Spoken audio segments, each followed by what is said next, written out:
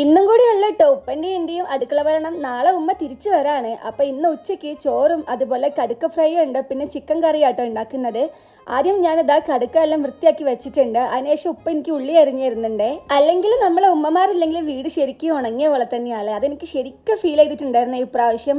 വളരെ എളുപ്പത്തിൽ ഉണ്ടാക്കാൻ പറ്റുന്ന ഒരു ചിക്കൻ കറിയാട്ടോ ഞാൻ ഉണ്ടാക്കുന്നത്. ഇടയ്ക്ക് ഞാനൊരു ചായ എല്ലാം കുടിച്ചു കൊടുക്കുന്നുണ്ട്.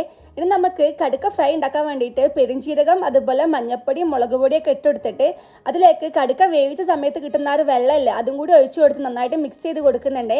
എന്നിട്ട് ഇത് കഴിഞ്ഞാൽ അടുപ്പത്തിട്ട് പൊരിച്ചെടുത്താൽ മതി കേട്ടോ. അതിന് ഞാനൊരു പാന് വെച്ചിട്ട് അതിലേക്ക് എണ്ണ ഒഴിച്ചിട്ട് കറിവേപ്പില ഇട്ട് കൊടുക്കുന്നുണ്ട്. ഏകദേശം നമ്മളെ ചിക്കൻ കറി റെഡി ആയിട്ടുണ്ട് കേട്ടോ. അങ്ങനെ ഞാൻ കടുക്കെല്ലാം ഇട്ട് കൊടുത്തിട്ട് ഇനി അത് സ്ലോ കുക്ക് ചെയ്തെടുത്താൽ മതി. ചിക്കൻ കറി ടേസ്റ്റ് ചെയ്ത് നോക്കിയപ്പോൾ അത്യാവശ്യം നല്ല ടേസ്റ്റ് ഉണ്ടായിരുന്നു കേട്ടോ. പിന്നെ കടുക്കെല്ലാം റെഡി ആയപ്പം ഞാൻ ഉപ്പനെ കൊണ്ട് ടേസ്റ്റ് ചെയ്യിപ്പിച്ച് നോക്കി. ഉപ്പൊക്കെ ഇഷ്ടമായിട്ടുണ്ട്. അപ്പം നമ്മൾ ഇന്നത്തെ ഉച്ചക്കത്തെ ചോറിനുള്ള ഐറ്റംസ് ഒക്കെ റെഡി ആയിട്ടുണ്ട്. സോ ഇന്നത്തേക്ക് ഇത്രയേ ഉള്ളൂ.